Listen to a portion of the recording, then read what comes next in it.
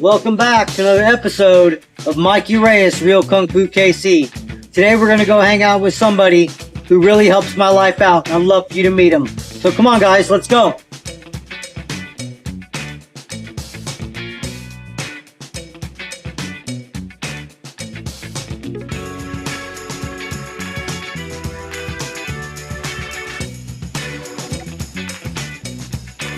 Welcome back to another Mikey Reyes, Real Kung Fu KC.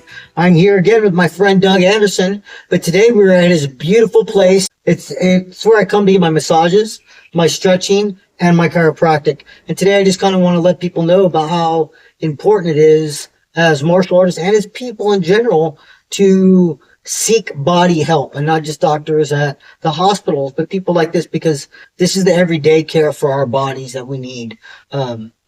In our life to be the best physical acting person we can be. And even though I stretch regularly, I do all kinds of things to keep my body in line, I still, also from doing construction, have problems that throw me out.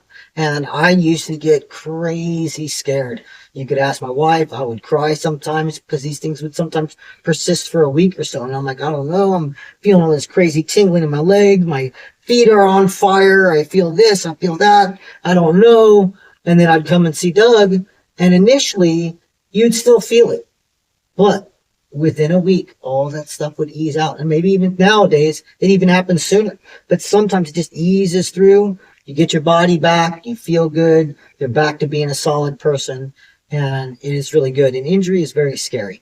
Our bodies are very complex. We could have lots of things go wrong with them. And when our bodies go out, one little bone being out, pressing on something we're not aware of, can cause crazy things in our body, and we feel it down here. So we're like, oh, something's messed up in my wrist, but it's really something messed up in your neck that needs to be set. So therefore, it can relieve that nerve so you get your hands back. So I just kind of wanted to come in here. That's pretty well spoken, man. So bad. I'm going to do more advertising or something for me. This is all for you, baby. I love it. Well, it's for all of us, you know. It's to enlighten the world and, you know, tell people that don't know about you and know about what you do to see how much it helps people. And it's really pretty simple. What we end up doing is just what we want to do is make sure that the bones in the spine, because the nervous system is intricately entwined with our musculoskeletal system. Obviously, every single nerve of the body has to eventually at some point pass through bones in your spine. And so not all the reasons for aches and pains and dysmetric problems in the body are from bones out of place. But when all else fails, it's not a bad place to check, because all it takes is a little bit of nerve, either traction or impingement, and you start having simple things like pain. You can get muscle tightness, muscle splinting, more significant things like radicular pain down an arm or a leg. And so part of the reason you were kind of mentioning that it takes a little bit of time following a treatment for the symptoms to completely, recede is... Yeah, well, I want to know. Because we can remove the reason why some nerve tissue or some soft tissue is getting inflamed. If that's the cause of somebody's problem, we can relieve that, but we can't immediately get that inflammation to just disappear. And that takes some time. And that's why we send people home, and we want them to ice, and we want them to do things that aren't going to re-aggravate what we just, attempted to fix. So, pretty simple. Yeah, and, honestly, if everything has to also be done with consistent maintenance, just like a car. You don't wait till your car breaks down and then be like, hey, dog, just fix my car up, and then expect that you don't have to maintenance again. No, life beats us up, man. I mean, we are creatures of habit, and so we brush our teeth in the same posture, we sit in our car the same way, we sleep the same way. A lot of people now, sit for a living. They're sitting at a computer, and they used to think a long time ago that as we went from an agricultural society to an industrial society to a computer age, that spinal pain would actually diminish, and it's been the exact opposite. Sounds worse. I'll take people that move all day long. They're going to fare better than somebody sitting still all day. So, luckily, I mean, construction, I'm definitely moving in, because we didn't do the exact same thing day in, day out, day in, day out. We remodeled 100-year-old homes from ground zero all the way up. So, we were, Mikey, one day we were on the hurricane. You never sit still. You are perpetual motion, man. I'm serious. I can't even picture you sleeping at night. I mean, you were just go, go, go, go, go. I So I will take you over somebody that's all sedentary and still you're going to fare better than that sort of individual typically. oh yeah, well, and but you got to do it the right way. Well, I mean, true. we all know that construction, there's a lot of people in my field that are almost 50 years old that walk at bends or walk forward and like, oh, Sure. oh, so Yes. it's not, that's where the consistency of training and being healthy with your body is important. Yep. A lot of people are very always quick to say, oh, Mike, it takes so much time to stretch and to be healthy. It takes so much money to eat healthy. I just don't have the time and the money to do all this. I said, you go find a sick person. You ask them how much it costs for them to be sick every day and how long it's been. And you go ask them how much fun and excitement and time they have to do anything other than being sick is. It's a lot of time and it's a lot of money. So if we could be preventive, that's what really is really amazing about Chinese Kung Fu and Chinese thought when it comes to healing. It's not always now. It's about having to do it and being the consistent self every day to be the best. And it's about consistent product that we put to ourselves to give us that healthy living. And that's what we have to do when we live. But again, like I said, I still get whacked, jacked up, and I still got to come see this amazing man. I kind of wanted to show people what he does and just give you a look into his world if you don't know about chiropractic. And also I want to talk a little bit about something else. When I've been doing martial arts, and I've probably seen hundreds of chiropractors from Kansas City to New York to Texas to California. And they're all very different, like everybody in any field. There's lots of levels and grades of what you could bump into. I got in a wreck when I was 19 years old and my legs slammed together and my knee was so bad after 19 years old, I could bend it to here. And that was about the farthest bend that I had my knee. I saw plenty of doctors, chiropractors. Nobody could say they could do anything to help me whatsoever. I stretched all the time, didn't work. I went to one chiropractor in California and he did this stuff called clickboard or click therapy. What's the proper? It's the same thing as your tables. Thompson, the table where the table drops. Yeah. Thompson technique. Yeah. Okay. The Thompson technique. Yep. And he didn't have a table, but he just had a little clackboard, just a little board that would drop really fast. And, he put it on my knee, put me on my belly, put my knee on top of it, put my leg up, and dropped it down. And within 2 visits, I had range back in my knee and I was able to fully work it. Now I could almost fully squat, bend all the way down.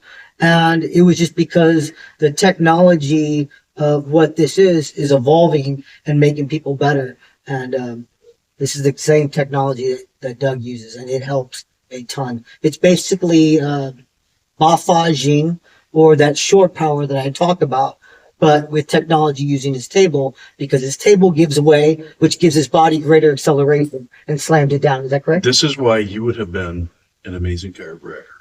Truly. The most fast twitch muscle fiber in the history of fast twitch muscle fiber. My God. I don't know You've about been that. good. There's probably way a lot of people better than me. But it is one thing that I've trained. I've been crazy about short power my whole life. Yeah. Because people allow me, because of my size and stature, to get close to them. Mm-hmm. And they don't think I'm a threat. But that's their greatest downfall, because that's where I love to be. I love to be right next to you if I can. And that Ba Fa Jing short power is something I've trained. I've gotten so crazy. I have so many odd techniques for training to be consistently. My wife says I got Kung Fu Tourette's because I make it part of my every fiber. But if you don't live in a monastery, how do you do it? Yeah. And so this is how I think about it. And so your body erupts the fastest when you sneeze. And so literally for over 25 years, every single time I sneeze, I throw a punch. And I've got to the point where I've got to up to between 7 and 8 strikes in one sneeze. And it's just, vibrating the body, shoulder, elbow, arm, fist, all those things, boom, happening without thought. And you just let your body go when you sneeze. That's awesome. It's super awesome. But same technology in this table. That's why it's so helpful. We're going to take a break. We're going to go ahead and head over to the other areas so you can see the magic that Doug works, and then we'll get back to more conversing. All right, guys, this is a little bit about what Doug does. If you can see the table and how it works, it's all super awesome. And I suggest if you live in Kansas City, you need to come see this man if you got any issues. And if you don't live in Kansas City and just stopping by, you got issues, come see him. Well, first thing we're going to assess with Mikey is we're going to take a look at leg length. It does not necessarily mean when that leg length is different that somebody's born with one leg longer than the other. In fact, that is less than normally the case. Most of the time, a leg length inequality is because there's an issue in the lumbopelvic region, kind of down here in the low back, where one hip versus the other is wanting to sit a little bit higher than the other, and it can start to cause some uneven weight bearing and uneven forces being driven up through the lumbopelvic region, through the legs, and it'll cause distortion of those joints. And then it may not happen day 1, but day 10, 20, day 100, day 300 that it exists like this, it then starts causing soft tissue shortening and irritation of nerve tissue as those bones start getting pulled slightly out of place. With Mikey, we got... And not all chiropractors do this method. So, like I said, I've been to hundreds of chiropractors. Yeah. Not everybody does this. If they don't do this, don't use them. So Mikey's got a little bit of a leg length inequality. He's got a slight right leg long, left short then. And so what he's doing currently is bearing more weight in all likelihood to this left leg. Well, we're going to go ahead and correct that. 100%. So this table's going to pop up, and we're going to be pushing down. And every time we do that, the table drops, and we'll be kind of ratcheting those hips back into their proper position. Good, Mikey. Oh. Now I'm going to recheck. Can you go ahead and raise your entire right leg again? Get down. Good. And left. Good. Excellent. I'm going to ask Mike to lay on his back, and we're going to take a look at his neck. This is where it all began, right here at the neck. This is funny story. I adjusted Mikey's neck for the very first time, had no idea who he was. Just thought he was a nice guy. And the very first adjustment into his neck, I'm standing at his head like this. And I put a thrust in, and literally, next thing I know, and I'm talking like this, his left foot is literally right up next to my head. He flinched so fast. I see his leg come flying up at me. I'm like, oh my God, I could have gotten my teeth knocked out. Oh, I'm glad I did. I'm glad I stopped. So we're gonna attempt to do it this way. If not, we're gonna use a little device called an activator, but we'll see. So we're gonna bring Mikey to his left. Good, and let your head fall. Good, Mikey. Good. Hey, that's probably the closest he's gotten. It's not My bad. brothers always used to say, Mike, you're a bull. And so for many, many years, all I ever did was headbutt people. If I got in a confrontation, I never squared up with anybody and did this or anything. They would get close to me. I'd be like, hey, man, I don't want no problems, because I didn't ever really want to fight anybody. But when people would bully me, they would always lean into my face. I'd be like this. And then when I knew they were going to be there, I would just jump forward, smash them in their cheekbone and their eye, and then grab them a couple more times and make sure they didn't do anything.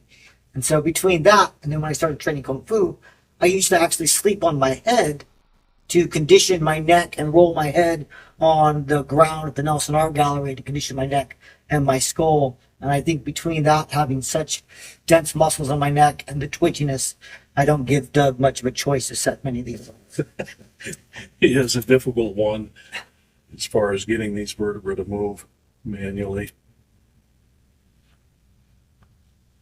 This little thing helps a lot, though. It's a It's a buff you make. it is. There you go. Right. It's a metal buff And it sounds like a stapler. Good.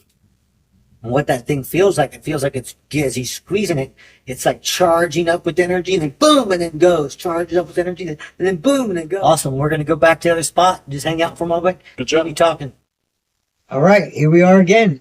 I just kind of wanted to tie in some of the stuff we were doing back there while Doug was working on me.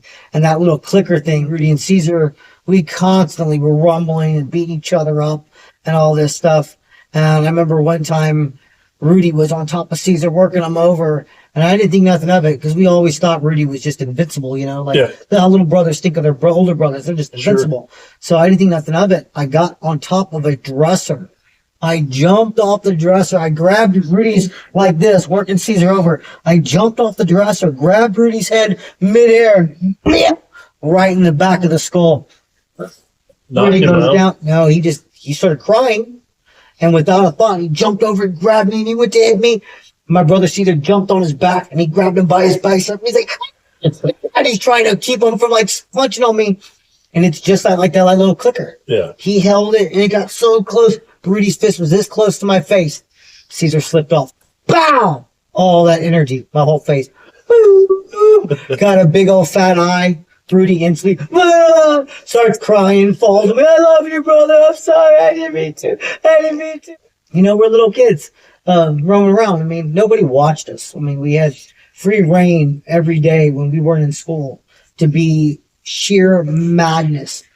Some of our childhood stories are there. It is training in the making. We were wild. Our dad was a recon Marine and a tunnel rat in Nam. I'm not sure if he was a recon Marine. I don't want to speak incorrectly, but I know he was a tunnel rat in Nam, and he was really, really hardcore. And he was a cop at the time when we were really little, being raised, and he was an amazing police officer. Yeah. But he didn't have the time to always watch us. Right. And so a lot of times it was just up to Rudy. Mayhem. And we did wild stuff. We'll get into some of those great stories, you know. You maybe told me another some time. of them, and then just, you know, that's the cool thing about every time I get a chance to visit with Mikey when he comes in, either for a treatment or, you know, for doing something socially, I always get some new story out of it. Honestly, I am the least risk taker compared to Rudy and Ceaser.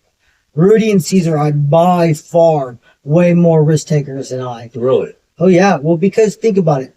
Rudy was the first, so he was the brunt, the head of the spear, took all the madness. Then Ceaser came along, you know, a year and a half after Rudy. Rudy starts showing him the ropes. Our life is consistent madness, and somehow they became, I don't know, you had enough wherewithal, even as little tiny children. When I was the third baby out, Yeah. like today, you hear a lot of stuff about, you know, sadness and depression and all that stuff, or you know, people say, "Oh, well, your mom abandoned you," or such things like that. Sure. Even though we weren't raised, I wasn't raised by my parents. I was raised by Rudy and Ceaser. Yeah. You know, and they, even as young children, they knew somehow they had something inside them that just let them know that they shouldn't talk to me like that. Yeah. They were always inspiring. Rudy was always like, "Brother, we got to be like our comic book heroes." And actually, he didn't tell me they were my heroes. When I was a little kid, he told me they were my aunts and uncles. He told me that's funny. he told me that like Spider-Man and Daredevil and all the people were our aunts and uncles. Yeah. And our dad was off being his own superhero, you know, doing his police work. Yeah. And we had to train for this stuff. So even as little tiny kids, and this is another reason why Rudy was meant to go into film, as little tiny kids, we'd watch so many awesome martial art movies and we'd do it. So Rudy'd be like, "All right, we're going to reenact it." And then he'd be like, "All right, Mikey, Ceaser's going to be chasing you. You're going to climb this tree. You're going to get out to the mid of the branch. Ceaser, you're going to get over there. And you're going to kick Mikey off the tree." Okay. We could do it. Not breathing. Rudy comes running over. Brother, you okay? You okay? Breathe. You okay? Okay. Take two. Let's go. Do it again. Boom. And we do that stuff over and over again and always play superheroes, trying to be like our aunts and uncles because that's what we had. Rudy reads a lot of comic books. And Ceaser was, go ahead. Who's your favorite comic book hero? As a child or nowadays? Either. Well, as a child, I actually always gravitated, and nobody even really watches or even looks at this. There was a Canadian comic book about Canadian Marvel characters called Alpha Flight. Oh my God, I remember. And there was this little tiny dude that was he was a tiny guy, and he didn't have no special powers, but he was so strong and acrobatic, Yeah. and had good fighting prowess that he would run and jump off something and turn himself into a ball and spin it, slam and slam into somebody. And This is why you liked him. Yeah, because he was small and still very powerful. Yeah. I also love Mighty Mouse. I've never heard of it. Yeah, Alpha Flight. I'll have to look that up. What about now? You got somebody? I don't know. I mean, I know we're grown ups, but I know, no, brother. I was watching Captain America before we came here. Yeah. I love comics and comic. My wife's making a face because I watch that stuff so much. I love it. I work so hard. I train so hard. My wife's always like, "Why do you always just watch the same stuff?" It's because I like to check out, not pay attention, and do other stuff. And I still enjoy the story. And if it's a scene I really like, I always turn back to go watch it again. But I would say nowadays, I don't know, it's kind of hard. I always loved Spidey for, the idea of being the little man and, You know, with great power comes great responsibility. Those types of things always ring really hard in our ears as children. Right. And so, I don't know. I would say right now would probably be Spidey or Captain America. Or probably because they're good, wholesome people. Yeah. But they train really hard. Yeah. And they always want to help the everyday man. And I love Cap because he also goes against the institution and feels the institution is misusing his power. He's like, hey man, who says, you know, you get to choose how to use me? Right. You know, and those things are always really important to me in our life, in our society. So I would say, yeah, Spidey and Captain, probably my two favorite people currently. But I love them all. I mean, all of them have had, you know, different connections with me through my childhood. See, I'm like a Batman guy, especially since they, you know, with the new films that they've made, but just the whole concept of a normal guy just creating all this gear. You know, and taking on the city. I thought that's pretty cool. Yeah, no, hey, brother, if I had a couple mil to sit in the bank account, no kidding. You know, hey, I would get me a cool ass butler. And an awesome ride, and maybe some Kevlar gear, and go out and be a vigilante. Go get at it. When I was younger, I was crazy. We used to literally hide in trees, Moose Park, and wait to see if people were going to do something bad and jump down and try to save people. But nothing ever happened. Nothing ever happened. I just sat in a tree a lot. That's the part they don't show in the superhero movies is all the wait time.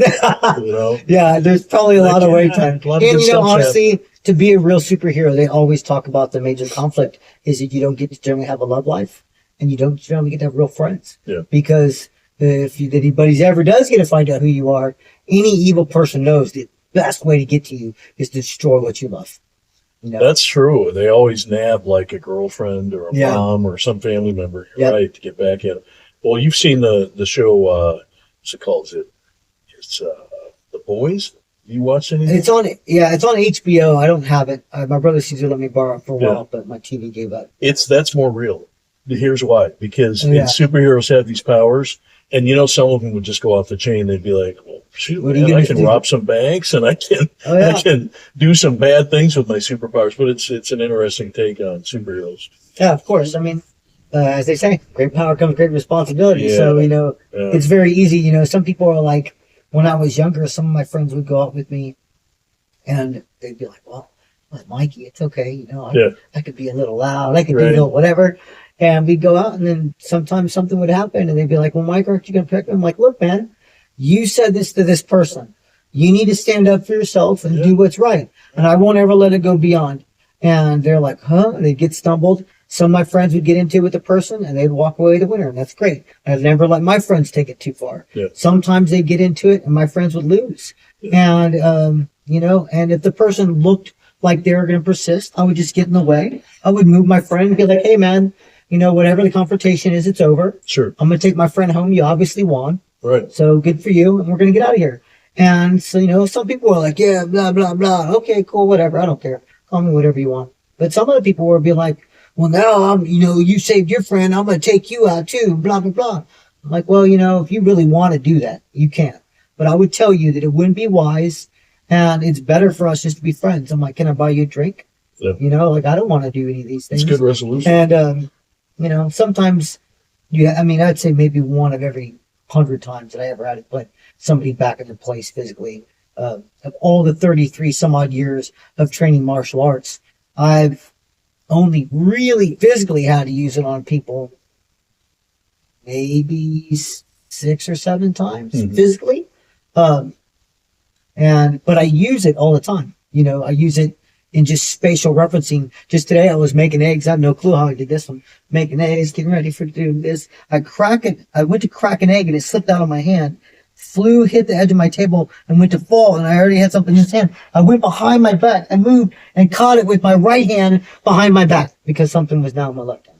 That's impressive. Yeah, it's wild. Yeah. I've done wild things. Yes, you have. Yeah. I've heard stories, lots of them. It is true. Most of my life, a lot of the confrontations I've ever got to physically always happened when I was super young, because when we lived in South Texas, we obviously are very pale-skinned Mexicans and Hispanics. Some Mexicans will say I'm not Mexican, but Hispanics. And we got in fights with other Mexicans because they knew they would call us güeros, white boys, because we have white skin. And every white kid would want to fight us because our last name was Reyes. So they knew that we were Hispanic. And every other kid in the neighborhood just wanted to bang. So, you know, we just grew up rumbling our whole life. It did allow me to know that racism was stupid and had to do with ignorance. Even as a child, I'm like, 'cause my own people want to keep trying to beat me up. So I don't know where race comes into this. Yeah. We're technically the same race. But that was just ridiculous. I got in a ton of fights in the boys' home, all different kinds of places I live in. Honestly, Rudy had always raised us to be leaders, you know, like, you know, he was never, I mean, I followed because I was the youngest. I obviously followed Rudy a little bit more, his fashion, the things that he did, always trying to stay fit. And he did Kung Fu, obviously. It was very important for me to keep up with it. All right, but so, you know, Rudy really set us up for success to always be the front of the tip of the spear, you know, to be that leader. And so as I grew up, I was always like that. I was never part of a clique or a group. I was always Mikey Reyes, and I knew people in all groups. You know, I never was like, oh, I got to be just this or just that. Although I did skate in high school for a while. And so I was a skater. I did have a mohawk. And You watching the Olympics this year? no, You didn't watch it? I was working. Actually, it was an Olympic sport this year. Yeah. Skateboarding Was was. Tony Hawkin? No, but they Oh, referenced because you're it. professional. I Yeah, don't think they're yeah. allowed. But unbelievable what they're Yeah. doing on skateboards now. Oh yeah, a good late friend of mine, Corey, was a skater. Corey Lawrence. He skated up until I think he was like in his 50s. Yeah. He was awesome, and even as old as he was, he still made that stuff look amazing. I was only good at I was a poor guy that had no car like other average kids. Right. So my skateboard was my vehicle. That was your mode of So yeah, transportation. so I skated everywhere. I was really good at nollieing, which is the front ollie. So most people, when you ollie, if this is the back of my board, I pop up this and then you go like that, right? Right. I was good at nollieing. I could go like this The and then go opposite? like that. Yeah, because I would go up against the curb. So instead of doing this up the curb, right before I got to the curb, I would nollie and go up like that. Right? And I was really good at power stuff, like handstands on my board, Yeah. wall runs and jumping on my board, power slides, that type of stuff. But other than that, I was pretty horrible at most things on a skateboard, other than going. I had a big fat pink and black grip tape Alba and skated all over Kansas City. And that's when the wheels are still really big. Yeah. You know, not those little tiny wheels. I don't know what they're like nowadays. I mean, Yeah. I just seen him doing crazy stuff at the Olympics, and I was impressed. Oh yeah. I mean, I'm pretty sure those guys were doing some flips and they do wild stuff. Their boards. I know there's this move, I think it's called like the Priuses. I don't know what. They let go of their board and they look like they're like standing like this in the air with their board, and then right before they land, put it on their feet. Yeah, they do. That stuff is crazy. Stuff like that. Crazy. And man, the hurt you got to get when you fall. Yes. And luckily, some of those leadership qualities, again, that really, my life put into me is that you're always at a test. Yeah. You know, nothing ever came easy to us. We didn't have, you know, money as kids. We didn't have nice cars. Nobody was buying us anything. I picked up many Christmas presents on the welfare line while my mom was getting money and food. Yeah. You know, so we were not privy to a lot of things in life. But what we were privy to is the idea of freedom. Mm-hmm. Me and my brothers played and trained all the time. There was this gym there called the Thunder. Well, it was a big playground, but we called it the Thunder Gym after the Thunderdome. And we would go around and we'd spend time going around the neighborhood and collecting up all the kids that we could. And we'd get everybody in position and we'd play the Thunder Gym. And we'd get everybody on the gym. Then we'd say, go. And the whole deal was to not get dropped off the Thunder Gym. Was it like monkey bars and stuff? Monkey bars, kids would swing and bam! Kick other kids off. Kids would stomp on their hands as they're climbing. Fall down. Yes. I mean, it was rough. And how old were you? shoot, I would probably be in 3 boys something, so I would have been about maybe in 4th grade. 4th grade? 4th grade? Yeah. 5th grade maybe? That's funny. But yeah, we would just kick each other off that thing, hit each other, knee each other, just constantly abusing. How many kids would be doing this? Man, we'd get up to like 20 kids on that damn thing. That's crazy. It was just pandemonium in the ring. Surprised there wasn't like ER trips. I'm pretty sure some kids got hurt, but you know, it's funny. Me and my wife were talking about the difference between playgrounds nowadays and what they used to be. There used to be like big old pieces of wood, probably stuck, you know, cured in creatine and horrible for you, and spikes and metal and Look at all the rocks. toys we used to play with. Yeah, nowadays it's all Everything soft was, and good. remember those, the toy, it was called an erector set? Oh yeah, But it was like sharp shards of metal yeah. and motors and stuff. That's what people need in their life. I completely agree. I do. Yeah, I mean, I don't know. I think if we make things too soft, then ain't it good for you. Gotta get hard somehow. Yeah, there's got to be a You little gotta- danger. Yeah, you gotta have a little. No, let me talk about a little danger. Let me tell you about one other crazy little story. Talk about Rudy being crazy and being our force moving forward in comic books. And not to be funny, he started the Daredevil Club. Okay. And you had to earn your double D's. Right. But not like that. Right. You know, but the first thing that we had to do, we'd travel all through the woods and stuff up north. And Rudy found this huge cliff. And, well, huge to us means it's probably like a 15-foot drop. Yeah. And there was probably a little creek next to it that was probably maybe about 4 or 5 feet. Another little plot of land. And Rudy's like, all right, this is what we got to do to get our first D. You got to run and jump off this cliff and land on that little island. Rudy's like, all right, let's go. Boom. Rudy runs, lands on the island. He's like, come on, Cease. Ceaser's like, all right. He didn't think too much about it. He was on it. Ran, jumped, bam, landed in the water. Rudy's like, nope, you landed in the water. You didn't land on the island. You got to land on the island. Yeah. And so Ceaser went up, did it again. He made it. And I'm like, all right, come on, Mikey, you can do it. And so I'm like, I run up, I get to the edge. I'm like, I look down, I'm like, I can't do that. They're like, come on, you can do it. I'm like, no. They're like, come on. I told you I'm softer. They're like, come on. And I'm like, no. I ran up there again. Stop. They're like, just do it. Quit messing around, Mike. You got this. Do it. So the third time, boom, I jump. Boom, land in the water. They're like, go up and do it again. They're like, see, did you hurt yourself? I'm like, no. They're like, so give it your all. I said, all right. So I went up there again with more momentum. Jumped again. Still didn't make it. Third time was a charm, though. I made it then. Oh, that's so awesome. I got my first letter. And then the second letter we had to pole vault across a ravine. Pole vault? Yes, Like we literally got, pole yes, because there was a bunch stick of or like something? broken sticks, and we like got these sticks and we're pole vaulting. Rudy goes first. I'm like, oh, I'm gonna go second this time. I pole vault, I make it. She's like, all right. Caesar got lucky. He got the rotten stick. He ran, broke mid thing. Snaps. Whoo! Hit in the air, and in the ravine there's like a tree that had fallen down, so there's like lots of big branches. He lands on his back, falls forward, boom, lands on another branch, falls like bam, hits another branch, like it was like a bad cartoon, Yeah. all the way down. But eventually he got a second D too. But I don't know what to say other than the fact that we had such a great childhood because my brother Rudy and Ceaser, I felt like I had a great childhood because they never told me anything bad, and so. Yeah. I think that's why another reason I think it's really important for the idea of positivity moving forward.